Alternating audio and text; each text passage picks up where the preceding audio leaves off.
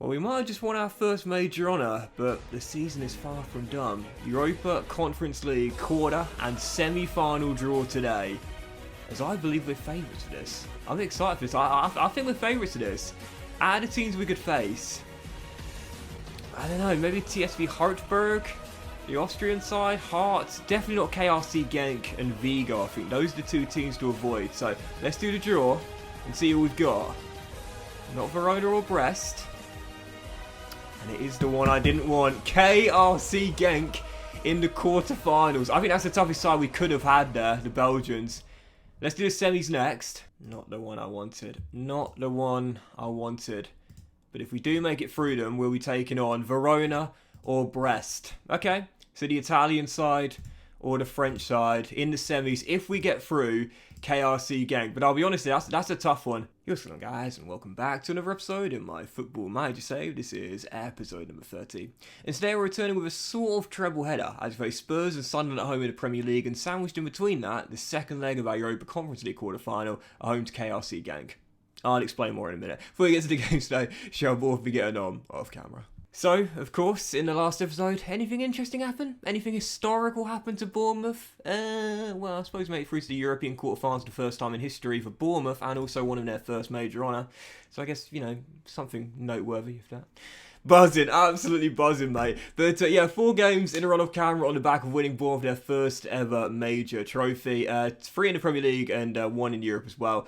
3 wins and a draw as well. Beginning with a 4-0 victory at home to Sheffield United. Dominic Solanke bagging a hat-trick. He fired a blank at Wembley, but then puts 3 past the blades as we won by 3 goals to nil. Hamid Traore scored our second goal as well. It's a really weird goal too. Max Aaron's got the assist for it. His cross deflected so high up in the sky, and then Traore headed home to make it 2. We won the game 4-0, very comfortable victory there. And then following that, a 1-1 draw at home to Newcastle United, who actually played back-to-back, both home and away, in the space of a few days. The first game, the home one, was a 1-1 draw. Alex Baena scoring the first of the Magpies, but Martin Batterina did score our level at 8 on. And then we went to St James's Park for the reverse fixture, and we beat them by 2-1. Fell behind early through Boubacar Kamara going on a sensational run. The former Aston Villa and Marseille man going all the way, giving the Magpies the lead. But that man, once again, Dominic Solanke bagging a brace as we came from behind to win. First, latching onto a Romero through ball, and then a Morton Forsby through ball in a 2-1 win. And our final game of camera was the first leg of the Europa Conference League quarter-final.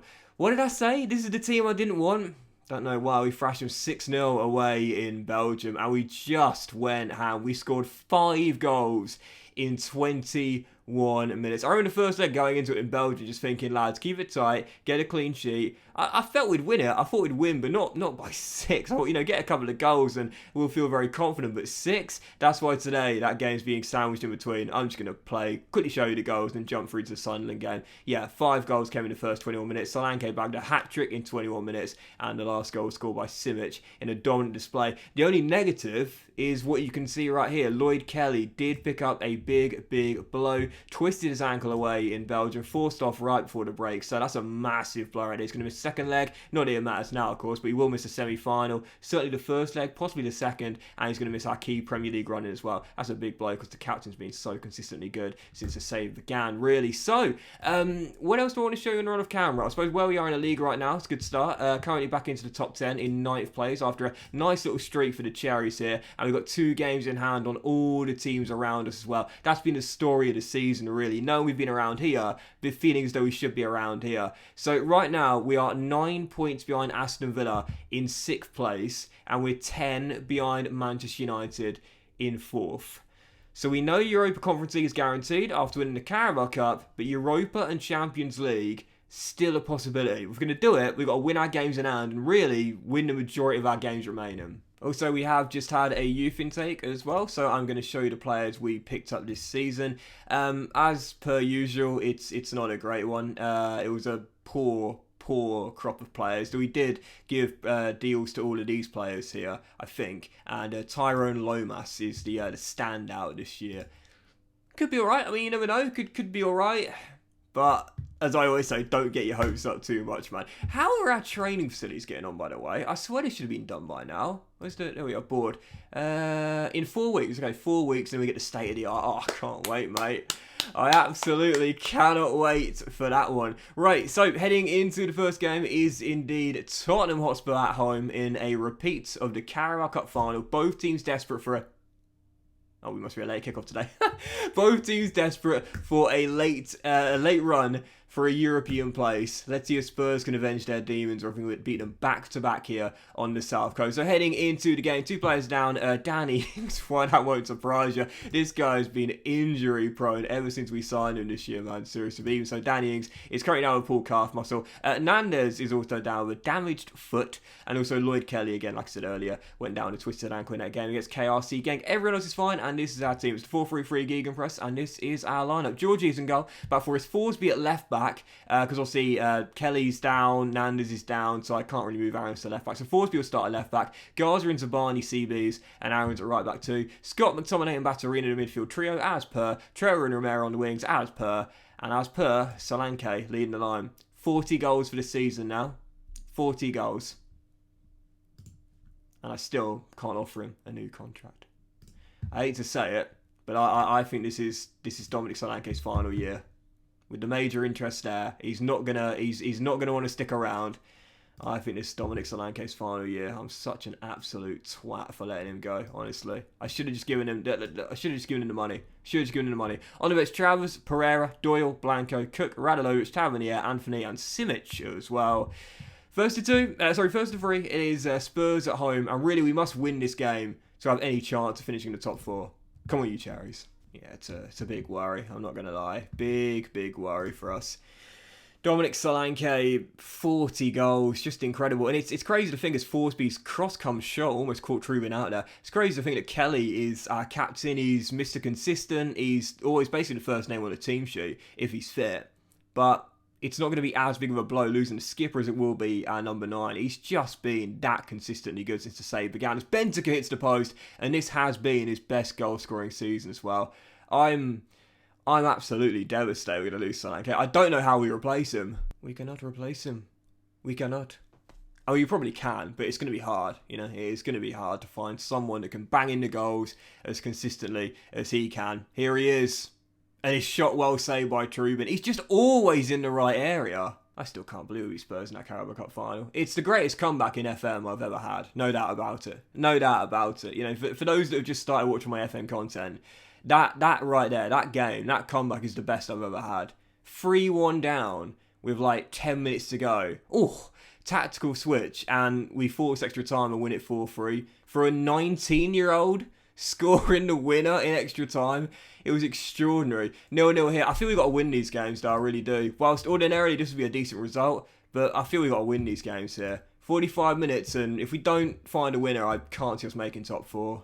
Walker Peters getting some boos from the home crowd here after his summer move back home, but you couldn't begrudge him for doing that, going back to where it all started. Now it's Højbjerg dispossesses McTominay. Spurs play it back to Milan Skriniar and look for a golden chance in their first proper one of the game. Harry Kane dispossessed on, and where we go on the counter, Romero tackled himself, and now a reverse counter. Destiny Udogie scored in the final. Tried to chip Georgie. Poor decision. He's a giant, mate. He's 6'6". Chipping a goalkeeper at that height is going to take some doing. Thankfully, wrong decision from him there. But Spurs coming into the game in the second half here. Oh, Scott dives in on his former teammate. You can hear the home fans. Cheat, cheat, cheat, cheat, cheat. Walker Peters taken down. But that's definitely a penalty. Definitely a penalty. No dive, clear contact, and a chance for Harry Kane, who scored in that Carabao Cup final from the spot, to do it here on the South Coast, which he does. Not the best of penalties, but it found the back of the net. He's just been subbed off as well. As if Walker Peters wasn't getting enough boost today. He's going to get a few more after that. Cheat, cheat, cheat, cheat, cheat. I love Kyle Walker Peters, man. I think he's such an underrated player. Like, I really do. And if Southampton go down, let me say that again. If Southampton go down, I definitely think he's going to return to the Premier League. As Maddison makes it 2. Quickfire double for Spurs. This game is done, and our top 4 hopes are probably gone as well. Oof, this is not how I wanted to start today's episode off, honestly. I was thinking, well, we're definitely going through to the semis of the Europa Conference League now, but can we keep our top 4 hopes alive? Really good run of form. beat Spurs in the Carabao Cup final last episode. Let's do it again. Nope, they're going to get their revenge and keep their top 4 hopes alive. Furlan Mendy driving forward. What a ball. Zabani makes it, well, I thought a great tackle there. But instead, referee gives a spot kick. That might be chalked off by VAR. I thought he made a brilliant challenge from behind there. And nope, it's given us a penalty. 2 penalties for Spurs in the same game. Kane's been taken off. I think it'll be the same result here. Mehdi stands up to take and scores again. I'm not going to lie. Like, Georgie's, done really well. He's progressing nicely too after a shaky start. But I do miss Nato. I'm not going to lie. I won't be able to get him back because Flamengo just refused to let him go for anything other than an astronomical transfer fee. But I do miss him. He was so good at saving penalties back in Season 1 as well. Anyway, Spurs looking for a 4th goal here. Oh, Madison, it's supposed. We've been completely undone. To be fair, tiredness can be a factor. Got back late on Friday morning after our trip to Belgium and a 3-0 loss here. Safe to say the Spurs got their revenge in that one. We might have won the Carabao Cup. We might have extended their trophy drought and ended ours. But Spurs certainly get their revenge there. I think if you look at the race at the top 4 now, it's going to be incredibly hard to make up the ground now. We're 13 points behind Manchester United. We do have 2 games in hand. I'll take the points. We could possibly cut it to 7 if we win back-to-back. But the goal difference as well is basically an extra point. At this point, we're -7. They're plus 22. So it's going to feel like an 8-point gap, really, with 5 games to go. And that's only if we win back-to-back as well. I think now we've got Liverpool away still to come, Arsenal and Man City at home as well. Tough trip to Welling Road as well.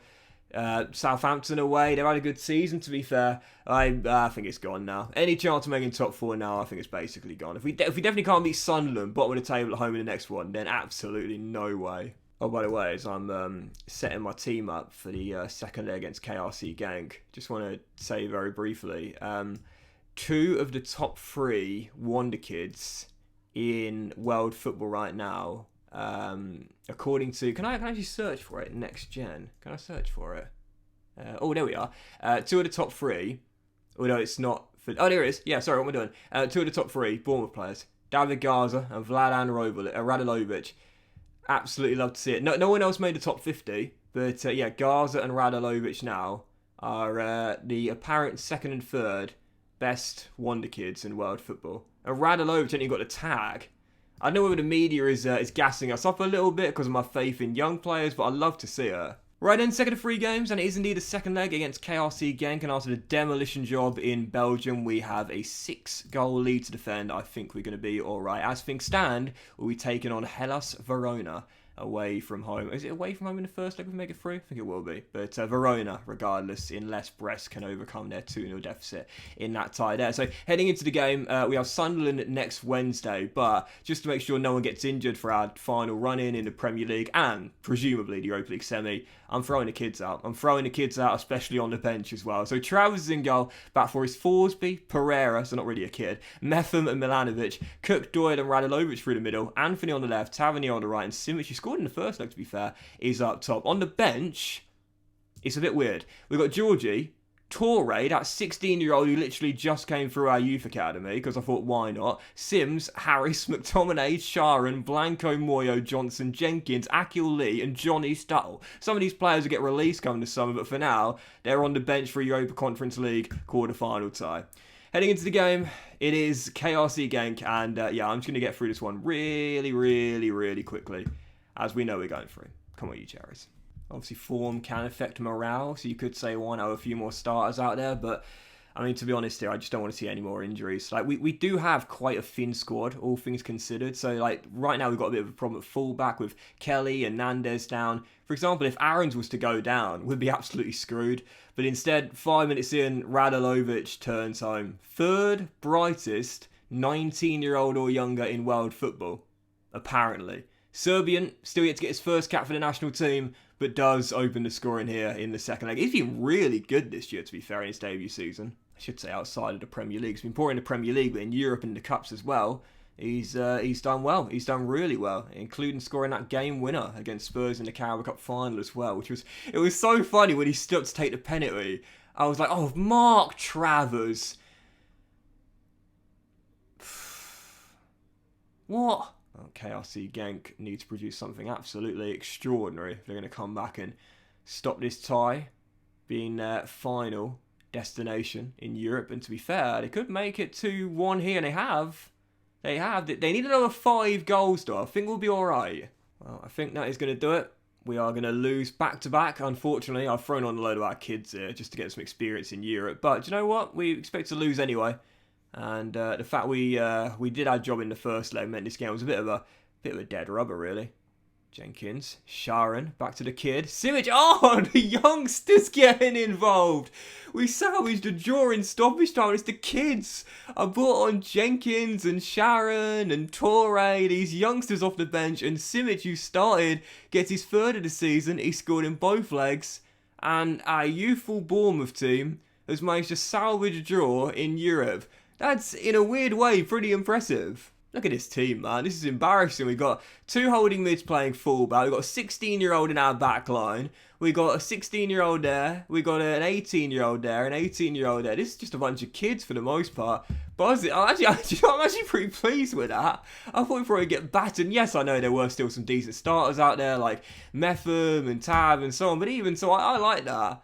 I like that a lot. Just a lot of youngsters getting some game time, and they managed to salvage a draw for us. So it is going to be Verona in the semi-finals then. Hellas Verona, they're currently 10th in the Serie A right now, and this is their team. Oh, Giovanni Simeone is there. You'll know all about his dad, of course. Giovanni Simeone, son of Diego. Fagioli, really good young Italian in the game, has moved on from Juve as well. He's not been captain the game after moving on from the old lady. Fabio De Paoli. Now, you'll know about this guy if you watch my Club and Country FM save. The only one I've ever done with Brescia. Bit of an icon for me. And oh, look at that. Ethan Pinnick there, moving on from Brentford for this year as well. Very interesting indeed.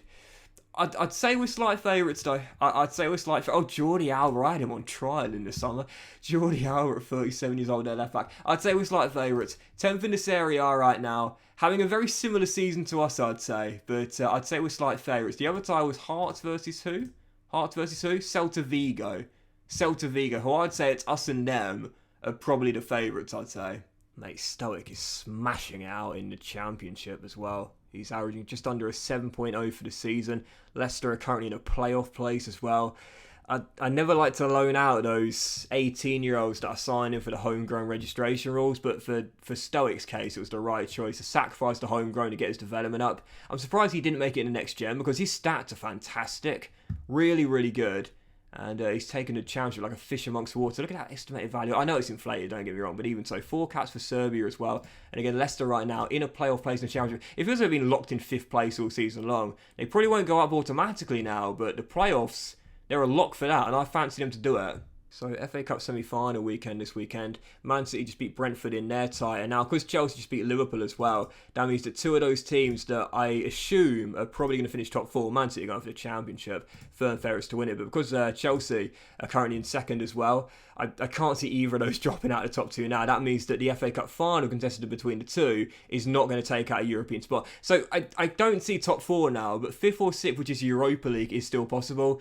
But honestly, I think our best path to the Europa League now is winning the Conference League. I think now the Premier League becomes the secondary priority, and we should put all our eggs in one basket and go for that Europa Conference League. We win that, we're going into the Europa League. Right then, third and final game of today's episode. It is Sunderland at home, right now bottom of the Premier League. Probably going down at this stage, 7 points off safety whilst they still have an outside shot. I think this. Do you know what? This might actually be the game that relegates them. If no, it can't be. No, they can't be relegated today. But they need a miracle to stay up at this point here. But taking on the Black Cats here, heading into this game again. We now know that the Conference League is our priority. We will, of course, still give this a really good go, and I will try and have an outside shot and make in the top 5 or 6. So heading into the game, this will be our team. It is Georgie in goal, but for his Forsby, Zabani, Garza and Alves, Scott McTominay and Battery through the middle, Traore and Romero on the wings, and Solanke, of course, up top. The interest has dropped off. No, it hasn't. It's still there. Is it ever going? It's not going to happen. It's not going to. Every single time I think, you never know. You might listen to talks. No, not at all. He's finished. On the bench, Travers, Metham, Pereira, Tab, Blanco, Cook, Radalovic, Anthony, and Danny Ings as well. Third and final game, Sunderland. If we fail to win this, then no doubt about it. We won't make the top 6. Come on, you cherries. And here's to you, Vincent Company. Black Cats love you more than you will know. I'm really excited to see. Sorry, the reason I'm singing that is because Vince Kompany, Sunderland manager, for those who are wondering why I was singing that. I'm excited to see Kompany in the Premier League, man, next year. I can't wait, first time since his playing days. I'm excited. I can't wait to see how he gets on as Traore heads in a Batterina cross, but was it offside? Referee blows his whistle. It's going to be checked by VAR. Lovely cross by Batterina. Was it his 10th assist of the season? Yes, it is. 10th assist this season in the Premier League for Martin Batterina. And it is a 12th goal for Hamid Traore. Early lead for Bournemouth. Kompany had this really cool interview after his Burnley team got thrashed by Man City in the FA Cup. And he basically talks about how, yes, they're top of the Championship, but they're, surely going up at this stage. There were so many points clear. But as the former Southampton striker, Iheanacho, gets the Black Caps back on those terms, he said that, yes, we're top of the Championship, but we're 21st in English football, so there's still a long way for us to go. I thought that was a great way of looking at it. Yes, you're top of your current crop, if you will, but in the grand picture, you've still got a lot of work to do. I love that kind of mindset there, always thinking forward and trying to think about the those that are better than you, if you will, be it persons or people or organisations or whatever, and trying to get on their level. Anyway, 2-1, Bournemouth back in front instantly, and it's that man once again. 41 goals for the season in all competitions for Dominic Solanke. I don't know how much money we'll get from him in the summer. We'll have to sell him on the cheap because he'll only have 12 months left in his contract. But, man, oh man, oh man. I don't know how we replace him. I really don't. Hamid Traore. Oh, what a glorious free kick. Put him up front. This is his best year in a Bournemouth shirt for me, Hamid Traore. Lovely effort there from 25 yards, bending one in to the near post and getting his second of the game. Yeah, this is his best year in a Bournemouth shirt, Traore. Of course, got signed by Sassuolo after a loan deal in season 1. That was permanently done by Gary O'Neill and the Bournemouth board. But I'm glad they did it because he's been a really decent player for us. I love the fact he can hit the ball with either foot as well. That's why sometimes I play him on left, sometimes I play him on the right, and he can play right through the middle as well. So Bournemouth now leading by 3-1, and will still have that very slim chance of making 5th or 6th alive for now. Romero, McTominay, through to Solanke once again. Oh, he's just too clinical. When this guy goes on one-on-one, you expect the net to ripple, and it does again. Great ball by Scott. Gone with the finish. 42 goals for the season in minute 42 for our number 9. I should have just caved in and given him the 150. Oh, nutmeg. Should have given him the 115 grand a week. Nuts. Lovely finish. Ryan Yates, former Forest man, to Daniel Ballard, released by Arsenal. And now as McTominay wins it off his man, chance for a quick break here. Scott to Batterina, and now Zabani, the Ukrainian, takes over. And Alex sends a lovely ball out wide to Luca Romero on this flank. Plays it back. Oh, it's a brilliant ball. Batterina has been an assist king this year. That's number 11. And Traore gets I just saw it, perfect hat-trick down that bottom. Romero pegs it back to Batterina. And he could have gone for goal himself, but instead picks out Traore. First time left foot volley, 5-1. Take him off, give him a standing ovation. I'm such a nerd. If I'm giving a player a standing ovation. Oh, great header there. I can't take anyone else off at the same time. Are any of you guys like that? Like you do certain things in FM because you imagine it panning out in real life? Like sometimes you won't make a sub until the 60th minute for those fantasy points. Anyone else or just me? Anyway, 5-2. Sunderland with a glimmer of hope here, but every time we go forward, they're scoring, so I think we're going to be okay. If they get a third goal, you never know, but I do think we're going to be alright. Radolovic, lovely ball through by the Serbian. Romero down the right, back to the kid. Aarons, oh, is that straight red? Dived in from behind. Chance from this free kick, and Sunderland down to 10. That ends their comeback. And Batterina standing over the free kick. Oh, it's brilliant. 10th goal for our number 10. He's got a double-double this year for goals and assists. First player in the save to do so. And what a shocker. It is my star, Martin Batterina, says to Hamid Traore, anything you can do, I can do just as well. 6-2. Love him. Absolutely love him. Corner, Bournemouth. We want 7 is the chant from the crowd. Anthony whips one in, headed away, but picked up by Luca Romero just inside the area. Oh, brilliant. Oh, off the bar. Wonderful dribbling, but just couldn't convert from close range. Hits the woodwork, and I think that'll probably do it. No, still a chance. The crowd desperate for 7 as that free kick headed away, and Cook picks it up. David Garza, the great Garza. Pass poor, and Sunderland all clear. We want 7. We want 7. Come on. This will be our highest scoring game in Premier League history for Bournemouth. Lewis Cook down the right.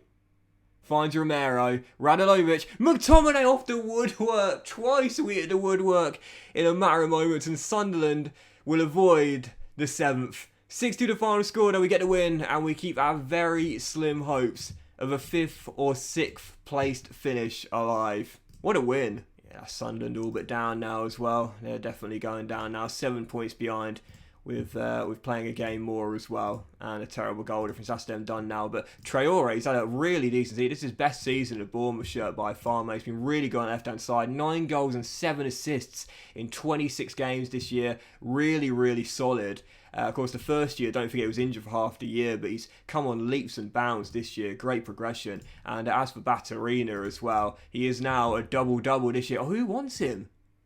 Oh, don't you dare, Spurs. Don't you dare. I've just got rid of that release clause. He's going nowhere, mate. He's going nowhere. But yeah, 10 assists this year in the Premier League. How many in all competitions? 16. He's got 6 in 11 in Europe, man. He's been an assist king, 6 goals. What a season Batterina's had, man. Absolutely amazing. And he's mine. Oh, mine. But that was this episode of the FM Save, guys. Big fan. Wish you enjoyed it. If you had, then please do drop a like and stuff to you all. Have a fantastic day. I'll return in the next episode with games against Hellas Verona, both legs, home and away in the Europa Conference League. A sandwich in between that. The Gunners at home, where we must win, I'd say, really all our remaining fixtures to make either 5th or 6th place. Have a great day, guys. Much love. And I'll see you in the semi-finals of our Europa Conference League tie versus Verona very soon.